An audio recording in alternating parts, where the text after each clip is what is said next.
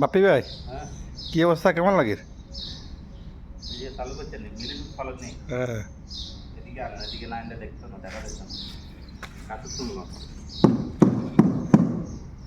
হিন্দি বইল নেন না, এদিকে কি কথা শোনার হ্যাঁ, কি অবস্থা? অবস্থা দেখেন আর নাকি।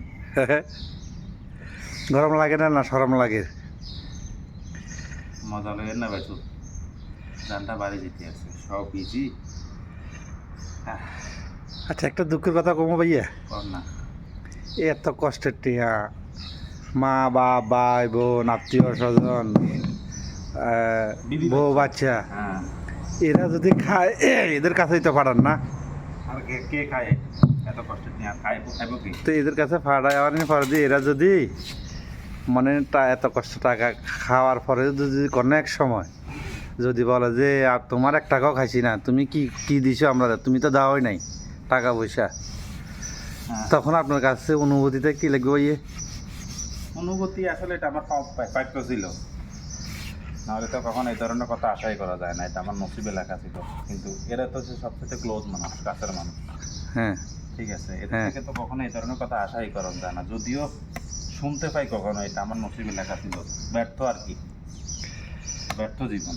কিছু করার এমনি নেই। এই যে এত হাট পরিশ্রম করি, আপনি রুমে যাবেন, হুম, রুমে যাই আপনি খাবার রান্না করতে হইব, কাপড় চোপড়গুলো ধুইতে হইব, সব কিছু দিয়ে করার পরে একটু রেস্ট করবেন, এমন টাইমে রেস্ট করবার সময়টাতে আবার বাড়িতে একটু সমাধান লাগবে, হুম, আবার সকালবেলা আবার কাজে চলে লাগবে, এইটাই আমাদের জীবন।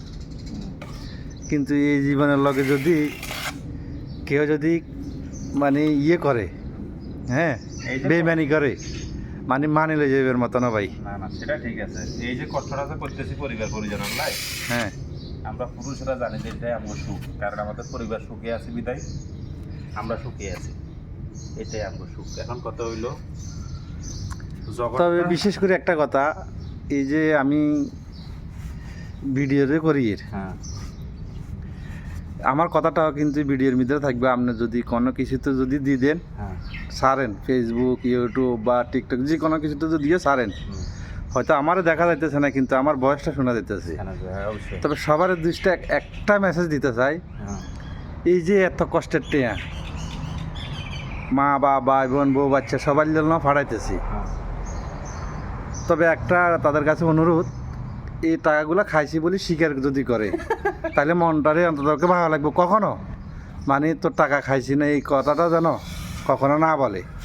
আর বিশেষ করে জীবনসঙ্গিনী, এই জীবনসঙ্গী নিয়ে কখনো মানে কষ্ট যদি না দে, তাইলে আমাদের জীবনে প্রবাসের জীবনে সার্থক হবে। আর যদি আমাদেরকে যদি ঠকায়, হুম, তাইলে আমাদের জীবনটা সার্থক হবে না। এত পরিশ্রম করি, মা বাবা ভাই বোন প্রিয়জনের ত্যাগ করি, হাজার হাজার মাইল দূরে যে আইছি, হ্যাঁ। আমাদের জীবনটা সার্থক হইব না। আপনার কথার ফাঁকে একটু কথা বলি আমি। বলেন। ভাই বিজি গেছি আসলে।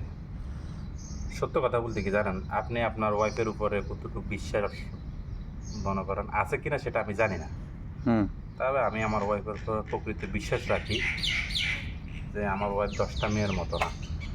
হুম, ও আমার সাথে বেইমানি করার মতো না, এতটুকু বিশ্বাস রাখি চলি।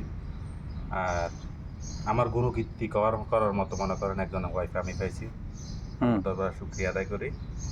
বাট এর বাইরে আর কিছু বলতাম চাই না। না, না। ভিডিও বানাইতেছেন, ভিডিও ছাড়াও আমি এই কথাটা যদি আপনার যদি জিজ্ঞেস করতেন আমি বলতাম অ্যাকচুয়ালি। ঠিক আছে, আচ্ছা আসেন একটু রেস্ট করি, বন্ধ করেন।